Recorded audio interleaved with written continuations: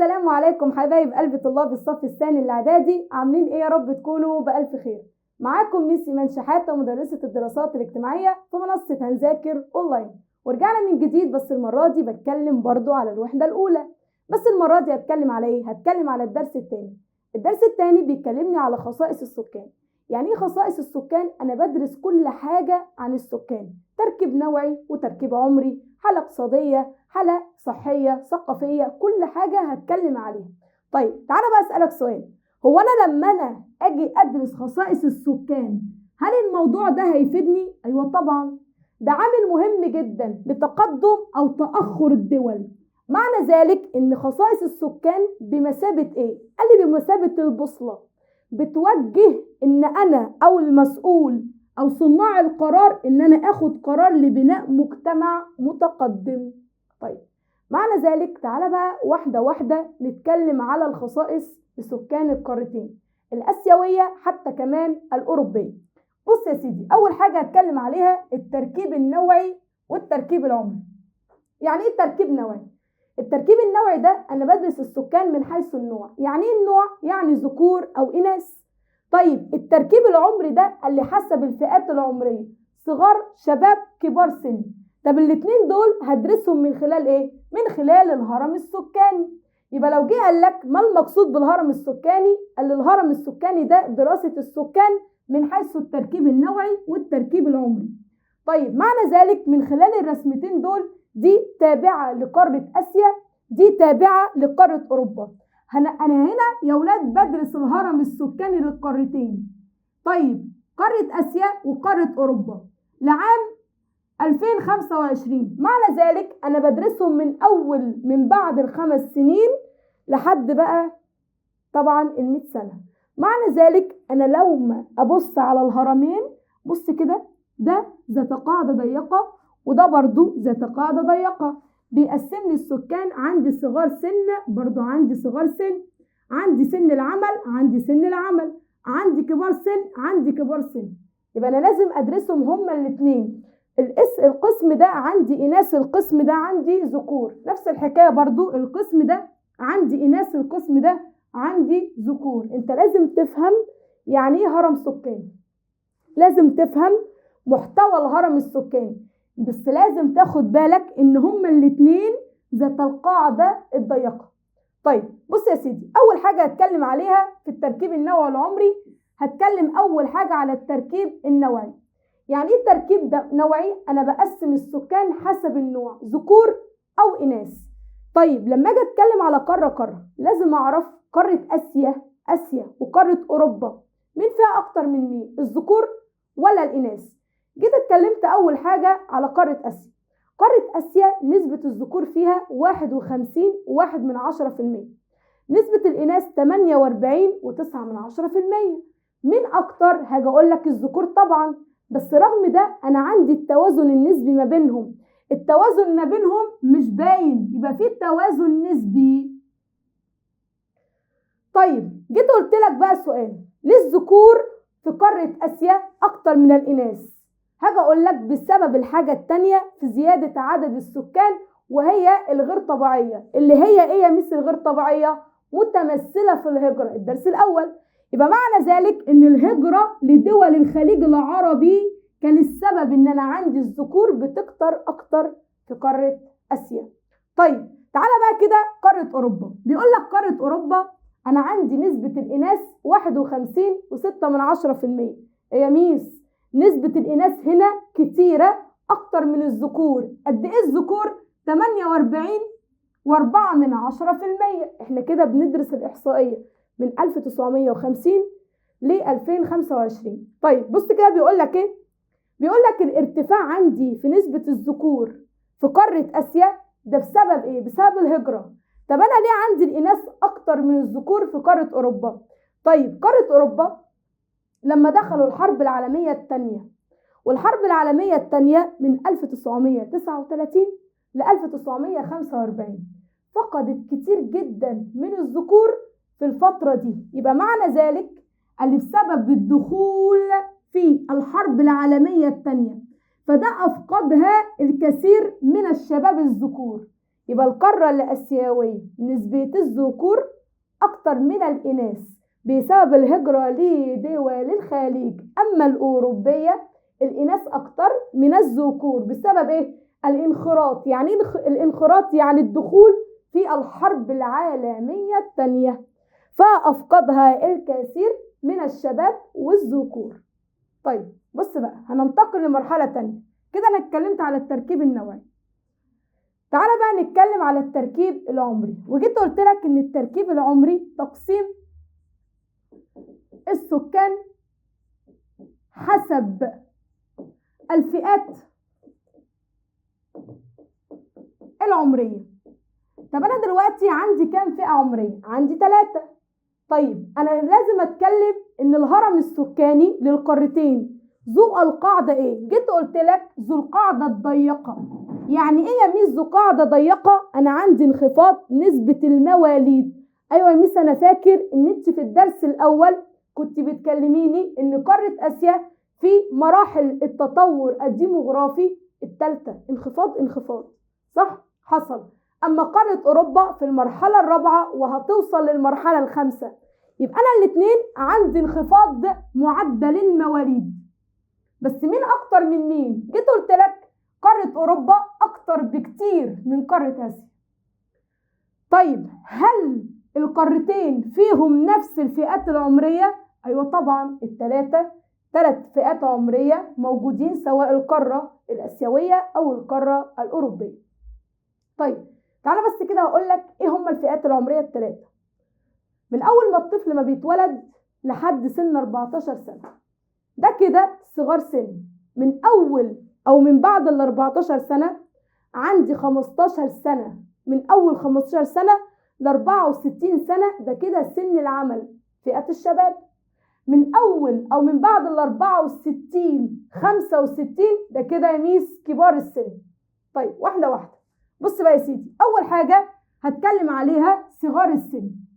صغار السن من أول ما بيتولد لحد 14 سنة، دول موجودين فين؟ في قمة الهرم، منتصف الهرم، قاعدة الهرم؟ هقول لك لا، في القاعدة. ما دول البداية من قاعدة الهرم. طيب جيت قلت لك من أكتر من مين؟ والله ميس أكيد قارة آسيا أكتر من قارة أوروبا، صح؟ حصل، لأن هنا القاعدة الضيقة في قارة أوروبا أكتر بكتير من قارة آسيا. معنى ذلك إن قارة آسيا فيها 22، بس كده، فيها 22% من إجمالي سكان القارة صغار سن. جامدة، صغار سن كتير قوي. طب قارة أوروبا 15.7%. يبقى أنا دلوقتي عندي انخفاض معدل المواليد في قارة أوروبا مقارنة بقارة مين؟ آسيا. يبقى صغار السن أو نسبة المواليد عندي في آسيا أكتر من قارة أوروبا. هيجي يسألك سؤال حلو قوي. بص كده، بما تفسر عدد الأطفال في قارة آسيا 10 أضعاف عدد الأطفال في قارة أوروبا. اسأل نفسك السؤال ده، ليه قارة آسيا فيها أطفال أكتر من قارة أوروبا؟ يعني مثلا قارة آسيا عندها ناس كتيرة قوي أو حريصة إن هي تكون مقبلة على الزواج والإنجاب، خصوصا الفئة أو الشريحة شباب أو سن العمل، لأن الشريحة دي عندها كتيرة قوي، فبالتالي بيكونوا مقبلين على الزواج. بص كده، حرص سكان القارة على الزواج والإنجاب، دي حاجة. الحاجة التانية إن قارة آسيا فيها شريحة الشباب متسعة، فمقبلين على الزواج خصوصا في قارة آسيا. بس القارتين بيهتموا بصحة الأطفال. طيب سؤال بديهي، ليه إحنا بنهتم بصحة الأطفال؟ لما بنهتم بصحة الطفل يا أولاد بيكون عندي الإمكانية إن عمره هيكون مرتفع، يعني ما يموتش في سن قريب، ما يموتش في سن بدري. طيب بص كده السؤال ده، تهتم قارتي آسيا وأوروبا بصحة فئة صغار السن. لما بيكون صغار السن صحتهم كويسة ده بيخلي عندي ارتفاع العمر المتوقع، يعني مش بيموتوا في سن قريب، مش بيموتوا في سن بدري، فبالتالي بيهتموا بصحة جيدة جدا للأجيال اللي جاية. يبقى أنا دلوقتي لازم تفهم نقطة مهمة جدا، إن الهرم قاعدة ضيقة. ده بسبب إيه؟ انخفاض المواليد. انخفاض المواليد. أول حاجة صغار السن عندي في قاعدة الهرم آسيا 22، أما أوروبا 15.7%. فبالتالي أنا عندي مين أكتر من مين؟ أنا عندي انخفاض معدل المواليد بقارة أوروبا أكتر بكتير من قارة مين؟ آسيا. يبقى آسيا أكتر من أوروبا. فبالتالي ده بسبب إيه؟ الإقبال على الزواج، حتى كمان الإنجاب، اتساع شريحة سن الشباب. طيب الاتنين بيهتموا بصحة الطفل، حصل. فبالتالي ده نتج عنه ارتفاع العمر المتوقع للأطفال. طيب هننتقل للمرحلة الثانية، وهي مين؟ وهي سن العمل. مين سن العمل؟ الشباب. موجودة فين؟ في منتصف الهرم. مثل على فكرة الاتنين فيهم شباب كتيرة قوي. الله، يعني ايه؟ يعني بمثابة الثلثي. بص كده، بمثابة ثلثي السكان، نسبة كبيرة جدا. فبقى عندي قوة عاملة قوية جدا، بقى عندي الاقتصاد 100، بقى عندي الشغل جامد جدا. بص كده، بيقول ترتب على ذلك ان القارتين عندي قوة عاملة بتدعم الاقتصاد، عندي اقتصاد كويس قوي، فده بيخلي التقدم احسن بكتير. بس لازم اسألك سؤال، مين اللي فئة سن العمل في المستقبل هتقل فيها؟ والله يا ميس اكيد اللي ما عندهاش نسبة كبيرة جدا من صغار السن. فبالتالي احنا بنمر بمراحل عمرية، صغار، بعد كده بنكبر شباب، بعد كده كبار السن. فبالتالي الفئة اللي هي من المتوقع في المستقبل تقل عندها الفئة اللي هي الشباب اكيد هتبقى اوروبا، لان اوروبا ما عندهاش صغار سن كتير، 15.7%، بينما آسيا 10 أضعاف قارة أوروبا. من المتوقع قالك في المستقبل يعني بتنقص الفئة دي في قارة أوروبا وتزيد أكتر بكتير في قارة آسيا. طيب يبقى أنا كده عندي الفئة التانية، فئة سن العمل في منتصف الهرم ثلثي القارتين، يبقى موجودة عندي في القارتين بنسبة الثلثي. طيب بيمتلكوا ايه؟ قوة عاملة بتدعم الاقتصاد. بس من المتوقع القارة الأوروبية تقل المرحلة دي. ليه يا ميس؟ قال لي ده هي من المتوقع في المستقبل وتزيد فين؟ وتزيد في قارة آسيا. طيب تعالى بقى كده نتكلم على كبار السن. يا ترى هل ترى كبار السن موجودين فين؟ موجودين في قمة الهرم السكاني من أول 65 لحد بقى الموت. طيب بص كده، فئة كبار السن بديهي كده موجودة في قارة آسيا أكتر ولا قارة أوروبا أكتر؟ أكيد طبعا قارة أوروبا أكتر. طيب بص كده، تبلغ هنا عشر السكان 10%. القارة الآسيوية فئة كبار السن. طيب موجودة عندي قد ايه؟ عشر السكان. طب قارة أوروبا الضعف. يعني الضعف يعني خمس، يعني 20%. جت قارة آسيا قالت خلاص يا جماعة أنا عندي أطفال وعندي شباب، بس من المتوقع بترتفع الفئة دي إلى الخمس، يبقى هي كانت 10 هتصبح 20%. من الأولى عالميا في نسبة كبار السن؟ اليابان. طب اليابان دي موجودة في قارة آسيا. طيب هنا بقى قارة أوروبا، انت قلت لي يا ميس هي كانت خمس يعني 20%، من المتوقع هتزيد أكتر بكتير من قارة آسيا أساسا، الثلث، هتزيد التلت يا ولاد، تلت السكان. يا نهار أبيض، يا نهار أبيض. من الأولى إيطاليا. إيطاليا هي تاني دولة بعد اليابان عالميا، يبقى تاني دولة بعد اليابان عالميا. يبقى مين الأولى عالميا؟ اليابان. مين التانية عالميا؟ إيطاليا في قارة أوروبا. في مشكلة؟ لا مفيش مشكلة. يبقى كبار السن اللي فوق خالص موجودة فين؟ في قمة الهرم السكاني. آسيا 10 هتصبح خمس كده على طول. آسيا 10 هتصبح خمس. اليابان آسيوية حتى كمان عالمية. طيب قارة أوروبا هي أساسا إيه؟ هي أساسا خمس، هتبقى أكتر؟ هتبقى التلت. مين عندي؟ عندي إيطاليا، تاني دول العالم بس موجودة في قارة أوروبا. هسألكوا سؤال، هل هم بيهتموا بكبار السن؟ أيوة طبعا. طب إيه الدليل؟ بص كده، دلل تسعى قارتي آسيا وأوروبا إن هم يهتموا بفئة كبار السن. أولا كبار السن يا أولاد، كبار السن بقى، وفي بالتحديد فئة كبار السن بيعيشوا لوحدهم على فكرة، فهم لازم يوفروا الخدمات المختلفة ليهم غير الخدمات بتاعتنا. هنا لازم يكون ليهم خدمات مختلفة، خصوصا لازم يكون عندنا حس التكنولوجيا، لأن هم في أغلب الوقت قاعدين لوحدهم، فبالتالي لازم يستعينوا بالتكنولوجيا عشان توفر احتياجاتهم. ومع استخدام التكنولوجيا ظهر عندي اقتصاد رهيب، وهو الاقتصاد الفضي.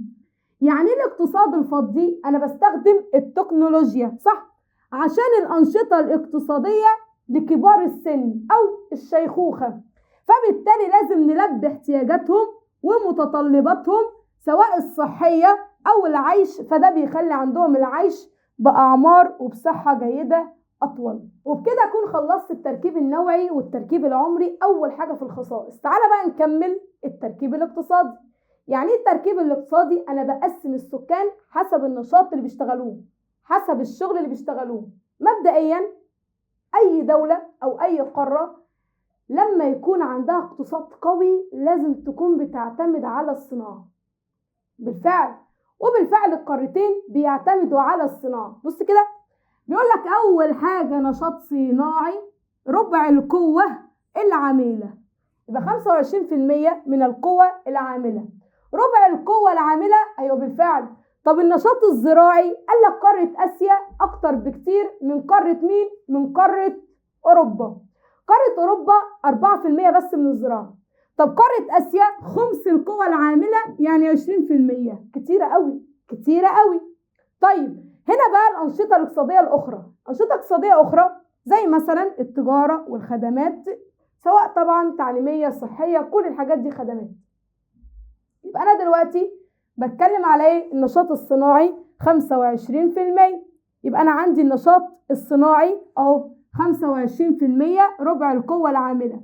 طيب النشاط الزراعي هنا خمس القوة، هنا 4%. أما الباقي خدمات وحتى كمان التجارة.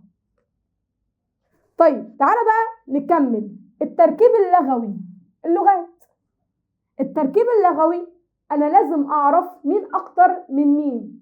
قارة آسيا لغتها أكتر من قارة أوروبا ولا العكس صحيح؟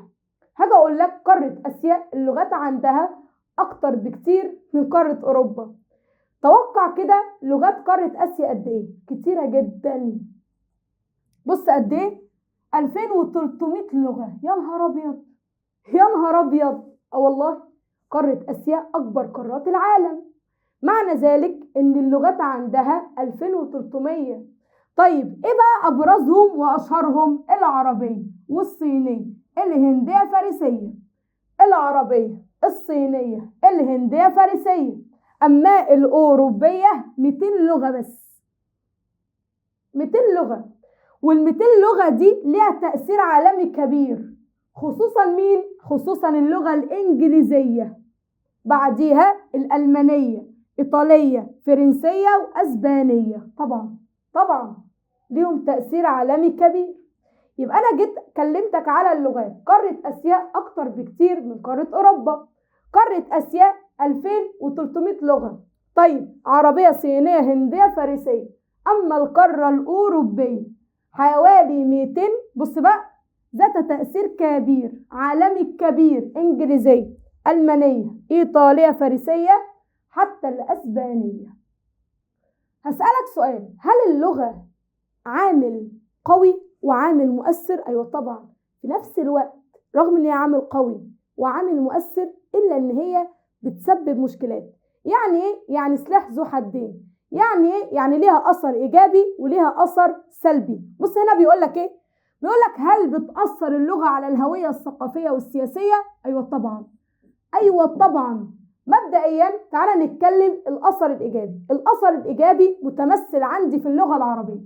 اللغة العربية أو الوطن العربي بقى وطن واحد، وطن واحد، لغة واحدة، قال لي الثقافة مشتركة، تاريخ مشترك، فبالتالي اللغة العربية ليها أثر إيجابي. خلت دول الوطن العربي وحدة واحدة، خلت عندي التراث السائد تراث إسلامي وتراث عربي. أما الأثر السلبي، بص بقى يا سيدي، قال لي يعني مثلا إن دولة تفرض لغة رسمية على دولة تانية، وده بالفعل زي ما حصل في دولة باكستان. مين اللي فرضت عليها اللغة أو إيه اللغة التي تم فرضها؟ أكيد اللغة الأردنية. اللغة الأردنية بقت موجودة في الجزء الشرقي من دولة باكستان. فإيه اللي حصل؟ اللي حصلت احتجاجات من الشعب، فاستقلوا عن باكستان وعملوا دولة لوحدهم وهي دولة بنجلاديش. بص كده، فبالتالي فرض لغة معينة كلغة رسمية قد يكون أحد العوامل المؤدية إلى تقسيم الدولة. زي مين؟ زي باكستان. إيه اللغة عندي؟ اللغة الأردنية. فبالتالي ده أدى إلى حدوث احتجاجات بالجزء الشرقي منها. يبقى أنا عندي باكستان الشرقية انفصلت عنها وأصبحت دولة وهي دولة بنجلاديش. طيب يقول لك مثلا برضو عامل سلبي، مثلا بعد الحرب العالمية الأولى، والحرب العالمية الأولى من 1914 ل 1918. اللي حصل؟ بيقول لك الحرب دي عندي دول المحور وعندي دول الحلفاء. اللي حصل؟ قال لي دي كان السبب ان اللغة ترسم حدودها السياسية. يا نهار ابيض، يا نهار ابيض. حتى برضو اثر سلبي، اللغة اصبحت بترسم حدود سياسية. قال لي الكلام ده في وسط اوروبا على اساس اللغة. ده الكلام ده بعد الحرب العالمية الاولى. طيب بص بقى يا سيدي، هتكلم على التعليم. هل الإنفاق على التعليم لازم يكون كويس؟ أيوة طبعا لازم يكون كويس. الإنفاق العالمي قد إيه؟ يعني المعدل العالمي قد إيه؟ بيقول لك 3.7%. يبقى أي إنفاق عالمي بيبقى بالنسبة دي. في دول أكتر وفي دول أقل. طيب يبقى أنا كده لازم أفهم النسبة العالمية قد إيه، وهل في دول أكتر وهل في دول أقل. بيقول لك هنا ارتفعت نسبة الإنفاق العام على التعليم أكتر بكتير من النسبة دي في قارة أوروبا ودول شرق قارة آسيا. يبقى قارة أوروبا سواء بقى غرب أوروبا أو وسط أوروبا، طيب، ودول شرق قارة آسيا، فبالتالي النسبة هنا بتزيد عن النسبة دي. الإنفاق عموما على التعليم بقى أكتر بكتير من النسبة دي. طيب تعالى كده نتكلم عن قارة آسيا. مين في قارة آسيا عندي بتصرف على التعليم؟ عندي عمان وعندي الكويت. طيب مين عندي في قارة أوروبا؟ عندي أيسلندا، النرويج، والسويد. مين اللي مش بتصرف خالص؟ قارة مين عندي؟ طبعا دول جنوب شرق آسيا، خصوصا مين؟ أندونيسيا، خصوصا مين؟ تايلاند. يا نهار ابيض، مفيش اي صرف خالص على التعليم. طيب بيقول لك انخفضت نسبة الانفاق على التعليم في دول جنوب شرق اسيا، خصوصا مين؟ اندونيسيا وحتى كمان تايلاند. يبقى لازم تفهم ان النسبة العالمية 3.7% من الدخل القومي. مين اللي بتفوق؟ عندي دول قارة اوروبا ودول شرق قارة اسيا. طب قارة اسيا عمان، الكويت. قارة أوروبا أيسلندا والنرويج، حتى كمان السويد. مين اللي بتنخفض نسبة الإنفاق على التعليم؟ دول جنوب شرق قارة آسيا. طيب زي مين؟ زي أندونيسيا وتايلاند. طيب اللي بعده، أسألكوا سؤال، هل بيهتموا بتعليم كبار السن؟ أيوة طبعا، أيوة طبعا. القارتين على فكرة، أولا إحنا بنستفاد من خبرتهم، ثانيا بيعرفوا حقوقهم، ثانيا هنا ان كبار السن كل ما بيبقوا متقدمين كل ما بيبقى مفيش صعوبة في حياتهم هم. بص كده هنا عملوا ايه؟ قال لي عملوا دورات تعلم للافراد للمرحلة دي. كبار السن بقى عندهم ثقة ذاتية، ثقة بنفسهم، بناخد خبراتهم، يبقى تبادل الخبرات، بيعرفوا حقوقهم وبيحموها. بس كده. يبقى تاني، يبقى انا عندي القارتين بيهتموا بايه؟ بتعليم كبار السن، يا خلاص عايشين لوحدهم، فبالتالي الثقة ذاتية، بيكتسبوا ثقة ذاتية، بناخد من خبراتهم، يبقى تبادل خبراتهم. طيب ده حتى كمان بيعرفوا الحقوق وبيحموها، ما فيهاش اي حاجة خالص، ما فيهاش اي حاجة خالص. طيب اللي بعده، تعالى بقى نتكلم على الصحة، الخصائص الصحية. انا هنا بتكلم على معدلات الاطباء والممرضين او الممرضات. كل دولة او كل قارة الاطباء والممرضين فيها النسبة مرتفعة، لازم تعرف ان الحالة الصحية هنا تكون 100. والعكس صحيح، لو انا عندي مؤشر الاطباء والممرضين شوية، يبقى كده الرعاية الصحية مش بتكون 100. اسألك سؤال، مين اكتر في الرعاية الصحية؟ والله يا ميس الاتنين، بس في اماكن معينة.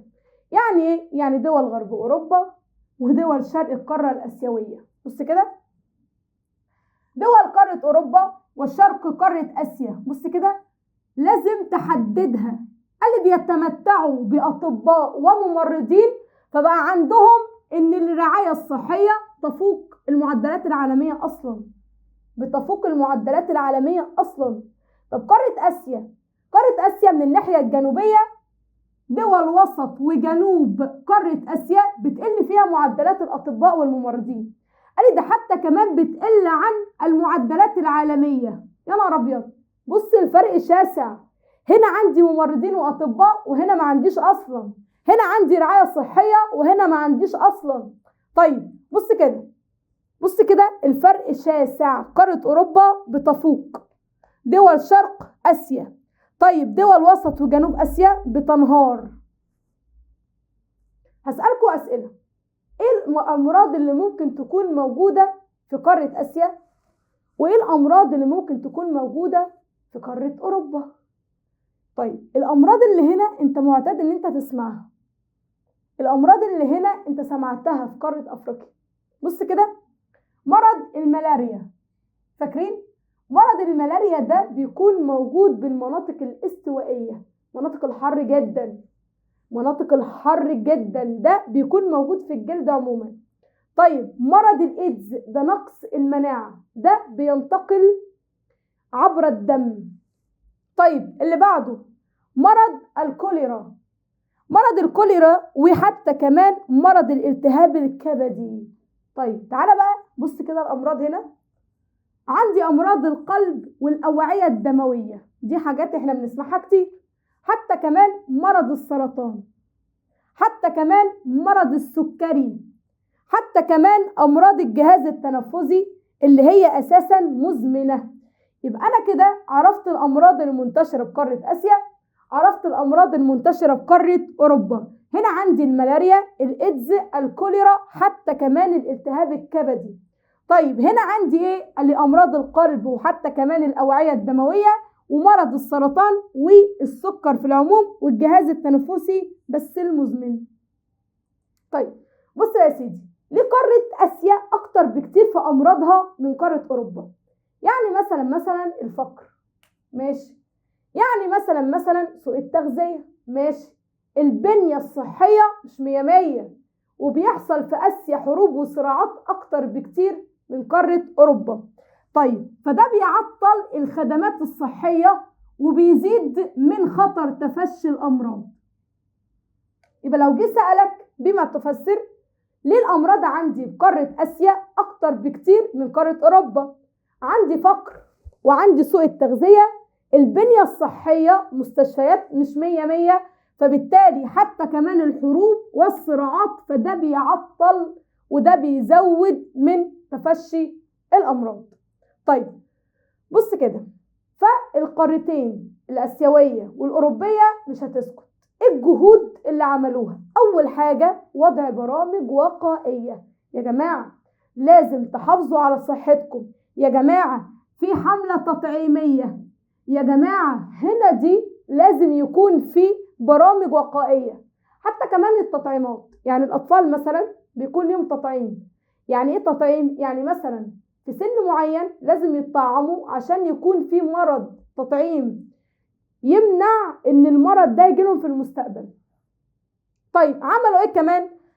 الاهتمام بالبحث العلمي، ماشي، بحث علمي ومراكز طبية مثل المركز الأوروبي للوقاية من الأمراض والمكافحة كمان، ويكافحوها. طيب ده حتى كمان لازم يشاركوا في مبادرات عالمية، زي مثلا مبادرة الأمن الصحي العالمي. مبادرة الأمن الصحي العالمي هنا لازم نعزز القدرات العالمية، إن احنا يا جماعة في أوبئة وفي أمراض لازم نكتشفها، ولازم نحمي الشعب ونحمي القارتين سواء الأوروبية أو حتى كمان الآسيوية.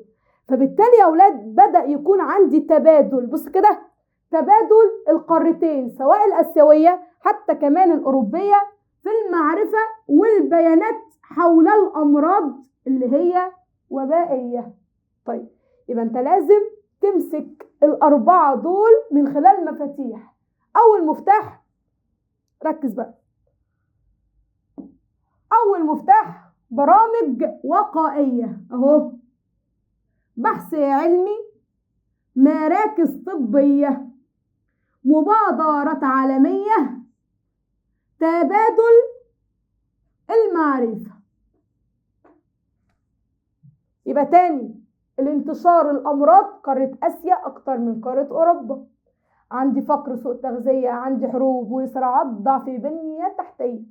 أما القارتين عندي جهود القارتين، صح، برامج وقائية، صح، بحث علمي، مراكز طبية، مبادرات عالمية، تبادل المعرفة. خصائص ثقافية. أنا لما أتكلم على الثقافة، يعني إيه ثقافة؟ هما بيعملوا إيه؟ حياتهم عاملة إزاي؟ إيه أكتر حاجة بيحبوها؟ إيه أكتر حاجة بيعملوها؟ معنى ذلك اللي تعتبر آسيا وأوروبا من أغنى القارات ثقافة وتاريخ. ثقافة وتاريخ يا جماعة، دي الحياة بتاعتهم، دي بتعكس الهوية الثقافية. يبقى أنا دلوقتي عندي مزيج فريد جدا، فريد من الحضارات القديمة والتراث المتنوع. ده الكلام ده منذ آلاف السنين اللي قارة آسيا وقارة أوروبا ليها ثقافة مميزة. طيب بص كده، من ملامح الثقافتين، أول حاجة هتكلم على العادات والتقاليد. يعني ايه عادات وتقاليد؟ يعني حاجات هم متعودين عليها من سنين السنين وما زالت موجودة لحد دلوقتي.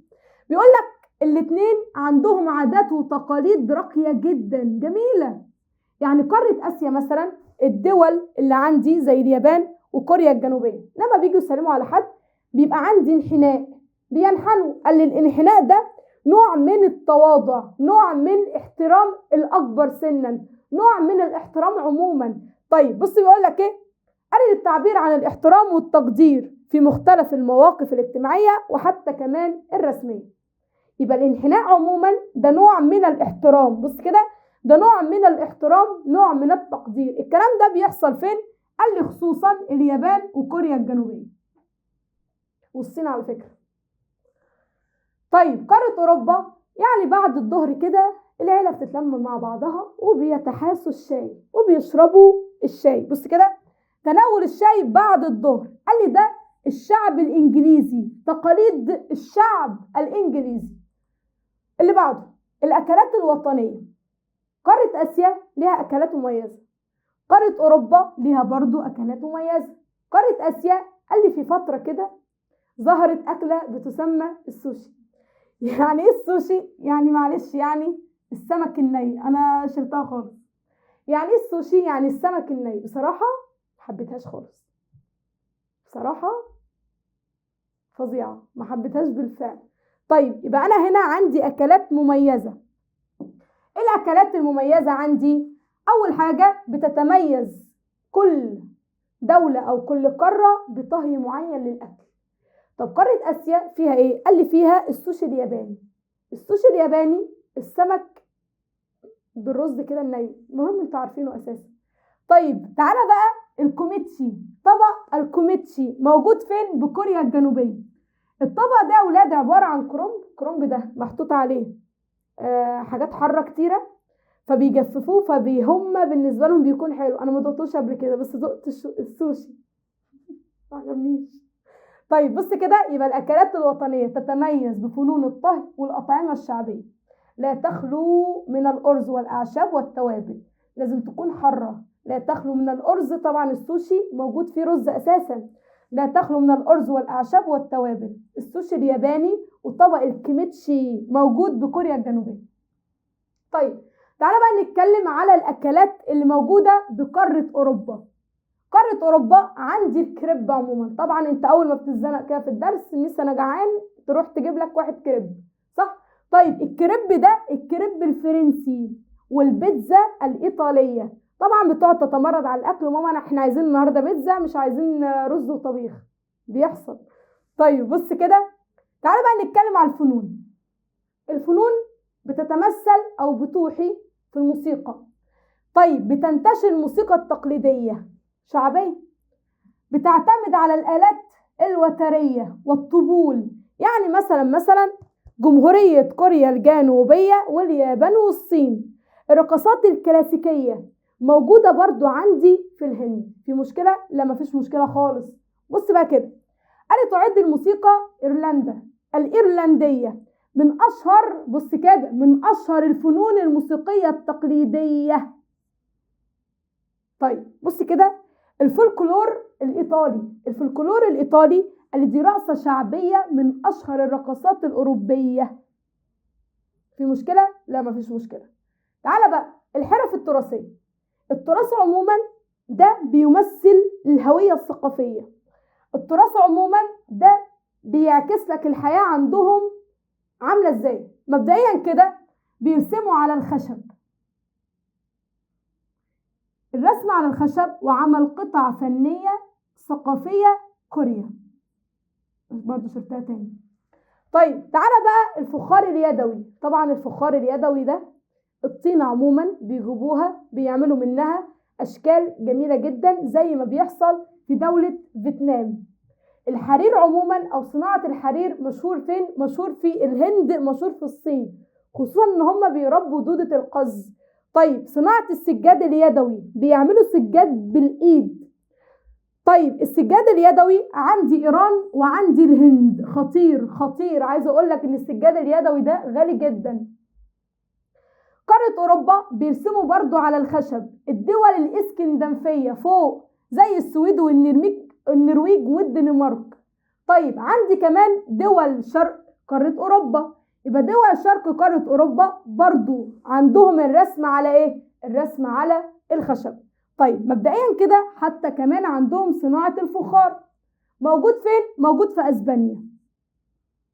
عندي صناعة الزجاج وبتتكرر كتير جدا في الأسئلة، إيطاليا. كده أكون خلصت معاك الدرس. طيب تعالى بقى نحل أسئلة في العموم. الأسئلة دي لازم تركز فيها كويس قوي. بص يا سيدي، بيقول لك أمامك خريطة لقارة آسيا، اكتب مدلول الأرقام. أول حاجة، أولى دول العالم في نسبة فئة كبار السن. رقم 1 أنا عندي مين؟ عندي دولة اليابان. دولة تستخدم اللغة الأردنية كلغة رسمية، أكيد عندي باكستان. دولة تشتهر بصناعة الحرير اليدوي، عندي مين؟ عندي الصين. دولة تشتهر بصناعة السجاد اليدوي، عندي إيران أهي. طيب بيقول لك برضو أمامك خريطة، دولة تشتهر بصناعة الزجاج، اكتب مدلول الأرقام. رقم 1 دولة تشتهر بصناعة الزجاج لسه قايله لك عليها، إيطاليا. من أعلى الدول الأوروبية إنفاقا على التعليم، رقم كام؟ رقم 2. يبقى أنا عندي في هنا رقم 2 مين؟ السويد. دولة تنتشر بها صناعة الفخار اليدوي، رقم 3 عندي أسبانيا. طيب دولة تشتهر بالموسيقى التقليدية، موسيقى تقليدية، رقم كام؟ إيرلندا. يبقى أكيد إيرلندا. طيب ركز معايا، ثاني دول العالم في نسبة كبار السن. طب أنا دلوقتي ثاني دول العالم بيقول لك من خلال الخريطة اكتب الأرقام. يبقى أنا دلوقتي لازم أختار من الخريطة الأرقام. ثاني دول العالم في نسبة كبار السن، مين التانية؟ إيطاليا. طب إيطاليا موجودة فين؟ أكيد رقم 8. دولة أعلنت انفصالها عن باكستان. بنجلاديش. يبقى أكيد بنجلاديش موجودة رقم كام؟ أكيد في الجزئية دي رقم 5. أحد أكبر الدول الأوروبية في نسبة الإنفاق العام على التعليم. قال لي الدول الأوروبية إنفاق عام على التعليم رقم كام؟ رقم 1 عند السويد. دولة آسيوية تحتل المرتبة الأولى في نسبة الإنفاق العام على التعليم. رقم 4 نسبة الإنفاق العام أكيد رقم 7. معلش سوري، رقم 7 عمان.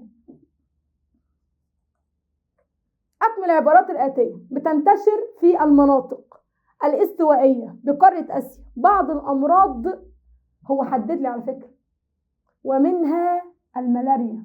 جيت قلت لك انت سمعتها قبل كده في سنة أولى إعدادي قارة أفريقيا. يعد الانحناء المتبادل من أشهر العادات والتقاليد في بعض الدول الآسيوية. ده بيكون موجود فين؟ موجود في اليابان وكوريا الجنوبية. يدل تصنيف قاعدة الهرم السكاني لقارتي آسيا وأوروبا الاثنين ذو قاعدة ضيقة، صح؟ فبالتالي بينخفض عندي معدل المواليد. ارتبط ظهور مضمون ما تعبر عنه الصورة المقابلة بالفئة التي بتمثل. طالما عندي الاقتصاد الفضي يبقى أنا عندي فئة مين؟ كبار السن. يبقى أنا عندي القمة ولا القاعدة؟ أكيد طبعا عندي قمة الهرم. يمكن التعرف على نسب العاملين في الأنشطة المختلفة لقارتي آسيا وأوروبا من خلال دراسة إيه؟ أولا أنا لازم أتعرف على الناس اللي بتشتغل. طيب التركيب العمري، التركيب النوعي، ولا التركيب الاقتصادي؟ التركيب الاقتصادي، صح؟ يبقى أنا بقسم السكان حسب النشاط اللي بيشتغلوه. أي الأنشطة الاقتصادية التالية في المرتبة الأولى؟ مرتبة أولى يبقى عندي 25%، يبقى كده عندي الصناعة. أي من الأشكال الآتية يشير إلى نسبة العاملين في النشاط الزراعي في قارة آسيا؟ جيت قلت لك قارة آسيا الخمس. جيت قلت لك إن قارة آسيا 20%، يبقى أكيد النسبة دي. اللغة الرسمية لدولة باكستان أكيد الأردنية. جميع اللغات التالية تنتشر كلغات رسمية بقارة آسيا ويخرج عنها من عندي لقارة آسيا فارسية، صينية، هندية. أكيد اللي أنا ما سمعتهاش في قارة آسيا الألمانية. أي من الدول التالية تعد الأقل نسبيا في الإنفاق على التعليم بقارة آسيا؟ جماعة أقل يبقى أندونيسيا، مفيش كلام، وتايلاند. تحتل دولة الكويت المرتبة الثانية آسيويا. الكويت المرتبة الثانية، أيوة مثلا سمعتها بعد عمان، يبقى كده الإنفاق على التعليم. اللغة الرسمية المستخدمة في أولى الدول إنفاقا على التعليم بقارة آسيا. بص كده، أولا بتتكلم باللغة الإيه؟ هي عمان دي بتتكلم باللغة الإيه؟ اللغة العربية طبعا. أشهر الفنون الموسيقية التقليدية في أوروبا هي الموسيقى. جماعة إيرلندا، صح؟ يبقى الإيرلندية.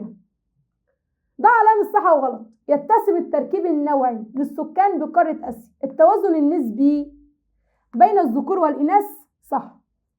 قاعدة الهرم السكاني بقارة أوروبا، بص قاعدة الهرم السكاني بقارة أوروبا أكثر ضيقا من قارة آسيا. أيوة طبعا صح. يزداد عدد الأطفال بقارة آسيا مقارنة بقارة أوروبا بحوالي 10 أضعاف. بصراحة ترتفع نسبة فئة صغار السن. صغار السن بترتفع عن فئة سن العمل في قارة أوروبا؟ لا طبعا غلط. تحتل اليابان المرتبة الأولى من حيث فئة كبار السن؟ بصراحة وبعديها إيطاليا. لازم تركز كويس أوي. تتساوى قارتي آسيا وأوروبا في نسبة العاملين بالنشاط الصناعي الاتنين 25، يبقى الاتنين صح. يوجد ثلث إجمالي لغات العالم في قارة آسيا. جماعة كتيرة قوي، فبالتالي صح، يعني كتيرة قوي. ده أنا عندي قارة أوروبا 200 بس، يبقى قارة آسيا أكتر بكتير. تعالى بقى نكمل. بيقولك أسهمت اللغة العربية في ثراء التراث الإسلامي والعربي. ده الكلام ده صح 100%. استخدمت اللغة كأساس في ترسيم الحدود السياسية للدول وسط أوروبا بعد الحرب العالمية الأولى، صح. بيقول لك على الرغم من قلة التنوع اللغوي بقارة آسيا إلا أنها بتضم لغات ذات تأثير عالمي. اللي ليها تأثير عالمي مش قارة آسيا، اللي ليها تأثير عالمي قارة أوروبا. خلي بالكم من الحتة دي. تحتل دولة إندونيسيا المرتبة الأولى بقارة آسيا في نسبة الإنفاق العام على التعليم. مش أنت بتهزري ولا إيه؟ ده هي أساسا مش بتنفق على التعليم قد كده، يبقى غلط، بتنخفض. قدمت دول أوروبا وآسيا دورات تعليم لكبار السن لإكسابهم الثقة الذاتية وتبادل خبرات. بصراحة تتمتع دول وسط وجنوب آسيا بمعدلات أطباء وممرضات تفوق المعدلات العالمية. غلط. دول وسط وجنوب آسيا لا، ده عندي دول شرق آسيا هي ودول أوروبا. طيب بيقولك يزيد ضعف البنية التحتية الصحية بقارة آسيا من خطر تفشي الأمراض. أيوة طبعا صح. اللي بعده بيقولك هنا يعد السوشي من أشهر الأكلات الوطنية اللي موجودة بقارة أوروبا. مش انت بتهزري ولا ايه؟ ده السوشي ده مشهور في قارة آسيا، يبقى غلط. بتنتشر الموسيقى التقليدية اللي موجودة على الآلات الوترية اللي موجودة في اليابان. صح. الرقصات الفلكلورية اللي هي الشعبية. طيب موجودة عندي بيقولك تميز الهند بالرقصة دي بينما تتميز إيطاليا بالكلاسيكي. لا طبعا العكس، غلط. من أشهر الحرف التراثية في إيران والهند صناعة السجاد اليدوي. صح. بتمثل صناعة الزجاج أحد الحرف التراثية اللي بتنتشر في دولة إيطاليا. صح. اللي بعده بيقولك هنا صوب ما تحته خط. السؤال الأول بيقولك من المتوقع كبار السن بقارة أوروبا هتزيد للربع لا يميس، أنا عندي هتزيد للثلث. طيب إيه الأمراض المنتشرة؟ يعني مثلا أنا عندي نقص المناعة هو اللي معروف باسم الكوليرا. هقول لك لأ، نقص المناعة عندي الإيدز، لما جيت قلت لك بيبقى موجود في الدم. من الأمراض التي تنتقل عن طريق الماء والغذاء. بص كده، هل موجود عندي مرض الملاريا؟ هقول لك لا، الكوليرا على فكرة مهم جدا. طيب يعد مرض نقط من أكثر الأمراض انتشارا بالمناطق الاستوائية مرض الملاريا. يعد الانحناء المتبادل من العادات والتقاليد المنتشرة في اليابان وكوريا الجنوبية بقارة آسيا. اللي بعده بيقولك حدد الدول التي تشتهر بالصناعات التالية. الفخار اليدوي، أنا عندي القارتين سواء الآسيوية أو حتى القارة الأوروبية. فيتنام الآسيوية، أسبانيا الأوروبية. طب الرسم على الخشب عندي مين؟ عندي كوريا وعندي الدول الإسكندنافية وبعض دول شرق أوروبا. الحرير عندي الصين وعندي الهند. طيب الزجاج خلي بالك عندي إيطاليا. ما المقصود بالاقتصاد الفضي؟ قال لي الاقتصاد ده بيعتمد على التكنولوجيا. مين اللي بيعتمد على التكنولوجيا؟ عندي كبار السن، سن الشيخوخة، فبالتالي اقتصاد يهتم بأنشطة اقتصادية. الأنشطة الاقتصادية دي بتلبي احتياجات ومتطلبات مين؟ كبار السن، فده بيعزز الشيخوخة الصحية، فده بيخليهم يعيشوا أعمار طويلة بصحة جيدة. بما تفسر ارتفاع نسبة الذكور في دول الخليج العربي. والله ميس بسبب الهجرة، بسبب ان هم عايزين يشتغلوا، يبقى بسبب الهجرة اللي عمل بدول آسيا خصوصا دول الخليج العربي. تزداد نسبة الإناث عن الذكور بقارة أوروبا. هنا بقى أنا عندي قارة أوروبا اللي بيحصل فيها اللي حصل فيها زمان الحرب العالمية الثانية، فده خلاها تفقد كتير جدا من الذكور. يبقى دخول أو انخراط دول أوروبا في الحرب العالمية الثانية فده خلاها بتفقد الكثير من الشباب أو الذكور. تتسم قاعدة الهرم السكاني بقارة آسيا وأوروبا بالضيق. طالما ضيقة أو القاعدة دي بتتسم بأن هي ضيقة فبالتالي ده بسبب انخفاض معدل المواليد. اللي بعده بيقولك هنا بما تفسر ارتفاع نسبة صغار السن في قارة آسيا مقارنة بقارة أوروبا. ليه قارة آسيا فيها صغار سن كتير؟ ده مقارنة بقارة أوروبا. يعني مثلا قارة آسيا حريصة تمام على الزواج والإنجاب، ده حتى كمان اتساع، يعني عندي فئة سن الشباب أكتر بكتير جدا، فبالتالي دول بيكونوا مقبلين على الزواج بقارة آسيا. طيب بما تفسر الاقتصاد الفضي ليه ظهر؟ مبدئيا يا أولاد قال لي عشان بيتم الاستعانة بالتكنولوجيا، فبيوفروا احتياجات عندي كبار السن. اللي بعده انتشار عديد من الأمراض ببعض دول قارة آسيا. ليه بينتشر؟ السؤال ده مهم جدا. الفقر عندي، الحروب عندي، حتى كمان سوء التغذية، حتى كمان ضعف البنية التحتية الصحية. ما النتائج المترتبة على انخراط دول أوروبا في الحرب العالمية الثانية؟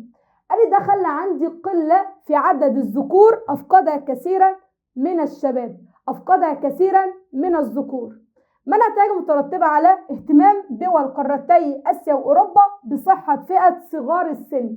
لما اهتموا بصغار السن بقى عندي ارتفاع العمر المتوقع، فبالتالي فطبعا بقى عندي ارتفاع العمر المتوقع، وبدأوا يهتموا وبدأوا يتمتعوا بصحة جيدة للأجيال القادمة. ما النتائج المترتبة على بتمثل نسبة فئة سن العمل بقارتي آسيا وأوروبا نحو ثلثي ثلثي السكان. جماعة بقى عندي قوة اقتصادية كبيرة، بقى عندي قوة عاملة بتدعم اقتصادها. ما النتائج المترتبة على سعي قارتي آسيا وأوروبا الاهتمام بكبار السن؟ لما بدأوا يهتموا بكبار السن فبالتالي قال لي الدليل كده بنوفر لهم الخدمات، كده بنستعين بالتكنولوجيا في توفير احتياجاتهم، فبالتالي ظهر ما يعرف عندي الاقتصاد الفضي. يبقى ما النتائج المترتبة لما بدأوا هما الاثنين يهتموا بآسيا وأوروبا من حيث كبار السن؟ فبالتالي اللي نتج عن ذلك ظهور ما يعرف بالاقتصاد الفضي. ما النتائج المترتبة على قيام دولة باكستان بفرض اللغة الأردنية كلغة رسمية في الجزء الشرقي؟ من اللي استقلت عنها؟ دولة بنجلاديش. فبالتالي يا أولاد أصبحت دولة لوحدها. دليل على صحة العبارة لدراسة خصائص السكان أهمية كبيرة لبناء المجتمع. أنا وإنت عارفين إن ده بمثابة البوصلة، إن ده بمثابة إن هي بتوجه مسؤول التخطيط وصناع القرار لبناء المجتمع. تهتم دول قارتي آسيا وأوروبا بفئة كبار السن. إيه الدليل؟ لسه قايله لك حالا، بتوفر لها الخدمات، حتى كمان الاستعانة بالتكنولوجيا. على فكرة ده حتى كمان من ناحية التعليم بتهتم بيها، من ناحية التعليم فبيكتسبوا ثقة ذاتية، فبيعرفوا حقوقهم وبيحموها، حتى كمان احنا بنعرف خبراتهم، فبالتالي اللي ده بيعزز ما يعرف بالاقتصاد الفضي. لما اهتموا بتعليم كبار السن، لسه قايلها لك حالا، بص كده، قال لي قدموا دورات تعليم للأفراد في تلك الفئة العمرية، فبقى عندهم ثقة ذاتية، حتى كمان تبادل الخبرات، حتى كمان عرفوا الحقوق وحموها. تؤثر الصراعات والحروب على انتشار الأمراض بقارة آسيا. مبدئيا كده قال لي ده بيخلي عندي خطر تفشي الأمراض أكتر وأكتر. تبذل قارتي آسيا وأوروبا جهود عديدة للحد من انتشار الأمراض. أول حاجة عملوا برامج وقائية، طيب اهتموا بالتطعيمات، حتى كمان اهتموا بالبحث العلمي ومراكز طبية زي المركز الأوروبي للوقاية من الأمراض وحتى كمان مكافحتها. طيب لازم نشارك في المبادرات العالمية زي مبادرة الأمن الصحي العالمي، حتى كمان يكون في تبادل المعرفة والبيانات. تنوع الحرف التراثية الموجودة بقارة أوروبا. أول حاجة الرسم على الخشب، الدول الإسكندنافية ودول شرق أوروبا. صناعة الفخار أسبانيا، صناعة الزجاج إيطاليا. قارن ما بين قارة آسيا وقارة أوروبا من حيث اللغات، أهم اللغات، تمام، وحتى كمان الأمراض الأكثر شيوعا. أولا أنا عندي اللغات، هنا اللغات العربية والصينية الهندية والفارسية. طيب ايه بقى الامراض؟ الملاريا والايدز، الكوليرا، حتى الالتهاب الكبدي. هنا الانجليزيه، المانيه، فرنسيه، اسبانيه، ايطاليه. امراض القلب والاوعيه، مرض السرطان، مرض السكر، امراض الجهاز التنفسي المزمنه. ايه الشبه والاختلاف في الهرم السكاني قاره اسيا وقاره اوروبا؟ طيب اول حاجه الشبه، الاتنين ذو قاعدة ضيقة، الاتنين سن العمل ثلثي. أما الاختلاف، تعال نبدأ كده بقارة آسيا. قارة آسيا عندي التوازن النسبي ما بين الذكور والإناث، فأنا عندي الإناث ولا الذكور أكتر؟ الذكور أكتر. قارة أوروبا عندي مين أكتر؟ عندي الإناث أكتر من الذكور. بينخفض صغار السن مقارنة، هنا بينخفض صغار السن في قارة أوروبا مقارنة بقارة آسيا. يزيد كبار السن في قارة أوروبا أكتر بكتير من قارة آسيا. اللي بعده بيقولك ماذا يحدث إذا ارتفعت معدلات المواليد في قارة أوروبا بالنسبة للهرم السكاني؟ أولا لما المواليد بتزيد فهيتسع الهرم السكاني في العموم. الهرم السكاني مش هيكون ذو القاعدة الضيقة، هيبقى ذو القاعدة المتسعة. طيب ماذا يحدث إذا اعترف سكان الجزء الشرقي من دولة باكستان باللغة الأردنية كلغة رسمية للبلاد؟ اللي هيحصل أولا لن يكون عامل اللغة أحد أسباب انفصال الجزء الشرقي لدولة باكستان، وبالتالي مش هتظهر دولة بنجلاديش. طيب تعالى بقى نتكلم، حدد مصداقية كل عبارة. تضم قارة أوروبا عديد من اللغات ذات التأثير العالمي. قارة أوروبا عندي لغات ذات تأثير عالمي زي الإنجليزية، زي الألمانية، الفرنسية والأسبانية، حتى كمان الإيطالية. حدد مصداقية كل عبارة. تتشابه نسبة الإنفاق العام على التعليم في جميع مناطق قارة آسيا. في جميع مناطق قارة آسيا اللي حصل قال العبارة غير صادقة. بترتفع نسبة الإنفاق على التعليم في شرق آسيا وبعض الدول زي عمان والكويت، بتقل خالص أندونيسيا وحتى كمان تايلاند. تتقدم دول وسط وجنوب آسيا عن دول شرق آسيا. العبارة العبارة غير صادقة أساسا. تتمتع دول شرق آسيا بمعدلات الأطباء أكتر من وسط وجنوب. تساهم قارتي آسيا وأوروبا في الحد من انتشار الأمراض من خلال المبادرات العالمية. طيب العبارة صادقة، يعني عندي تشارك دول قارتي آسيا وأوروبا في المبادرات العالمية زي مبادرة الأمن الصحي العالمي، وبتعزز القدرات العالمية. الحرف التراثية جزء مهم من الثقافة. أيوة طبعا ده الكلام ده العبارة 100. عندي حرف تراثية زي الرسم على الخشب، ده الكلام ده في آسيا.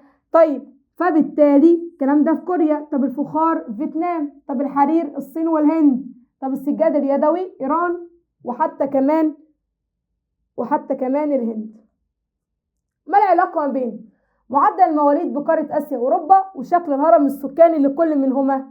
قال لي قلة المواليد فنتج عنه ضيق الهرم السكاني، أصبح ذو القاعدة الضيقة. الحرب العالمية والتركيب النوعي، النوع لقارة أوروبا اللي بسبب الحرب العالمية الشباب معظمها مات، فبالتالي قلة الذكور. نسبة فئة منتصف الهرم السكاني واقتصاد القارة الاتنين ثلثي، فبالتالي بقى عندي قوة عاملة. طيب أشهر الأكلات الوطنية في قارتي آسيا وأوروبا. بص كده، آسيا عندي أكلات لا تخلو من الأرز والأعشاب، عليها توابل زي السوشي الياباني والكوميتشي بكوريا الجنوبية. أما أوروبا الكريب الفرنسي والبيتزا الإيطالية. يرجع الارتفاع الطفيف في نسبة الذكور بقارة آسيا إلى تأثيرها بالهجرات القادمة إليها من قارة أكيد يعني أفريقيا. أي من الدول الآسيوية التالية تتوقع أنها الأكثر في نسبة الذكور نتيجة لاستقبالها هجرات من دول أخرى؟ أكيد السعودية، دول الخليج العربي. تظهر أكبر نسبة في معدل الذكور بقارة آسيا في فئة سن العمل. أي من الدول الآسيوية الآتية تتوقع أن ينتشر بها مرض الملاريا نتيجة لموقعها الجغرافي؟ أكيد عند دائرة الاستواء. اليابان ولا الكويت ولا عمان ولا أندونيسيا؟ أكيد أندونيسيا.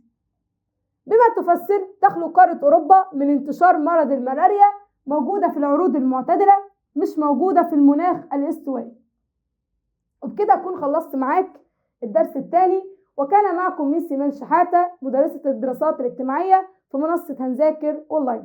والسلام عليكم ورحمة الله تعالى وبركاته.